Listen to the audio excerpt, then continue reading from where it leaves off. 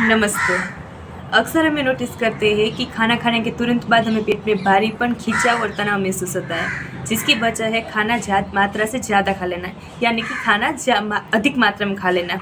आयुर्वेद में बोला गया है कि सभी रोग की शुरुआत हमारे पेट से शुरू होती है, यानी कि खाना अच्छी तरह से ना पचने की वजह से सारे रोग होते हैं। इसलिए आयुर्वेद में बोला गया है मनुष्य को खाना मात्रा में खाना चाहिए। और प्रश्न ये आता है कि खाना मात्रा क्या है? मात्रा यानी कि इतने प्रमाण में भोजन जो आराम से, सुखपूर्वक, समय से और हमारे स्वास्थ्य को नुकसान पहुंचाए बिना पच जाए।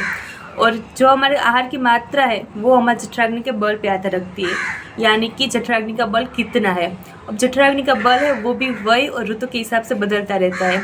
जैसे कि वृद्धावस्था और वर्षा ऋतु तब जठराग्नि का बल कम होता है, जिस वजह से हमें भूख कम लगती है। और बाल्यावस्था और हेमंत ऋतु तब बल ज़्यादा होता है जठराग्नि का, इसलिए हमें भूख ज़्यादा लगती है। इसलिए हमारे जो आहार की मात्रा है वो हमेशा एक समान नहीं रहती है। उसके अलावा आयुर्वेद में कुछ ऐसे द्रव्य बताए गए हैं जिसको हम नित्य सेवन कर सकते हैं, और कुछ ऐसे द्रव्य है जिसको हम नित्य सेवन नहीं कर सकते हैं।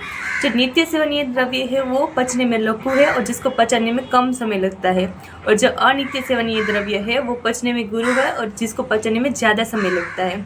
अब बात करें नित्य सेवनीय द्रव्य की, तो नित्य सेवनीय द्रव्य में साली षष्ठिक चावल है, मूंग, सेंधव नमक, आंवले, यव, बारिश का पानी, दूध, घी और मध, ये सारी चीज़ है जिसको हम नित्य सेवन कर सकते हैं और जिसको हम नित्य सेवन करना भी चाहिए। और उसके अलावा हम बात करें अनित्य सेवनीय द्रव्य, तो जिसमें देखिए सुखाए हुए साग भाजी है, सुखाए हुए मांस है, गाय, भैंस और सुअर का मांस है, दही है और दही में से बनाई गई वस्तुएं है, फिर मेंदा और मेंदे में से बनाई गई वस्तुएं, और उड़द, ये सारी चीज़ें जो पचने में गुरु है, जिसको पचने में देर लगती है, इसलिए इसका नित्य सेवन नहीं करना चाहिए। इसलिए हमेशा खाते समय याद रखें कि खाना मात्रा में खाना है। नमस्ते।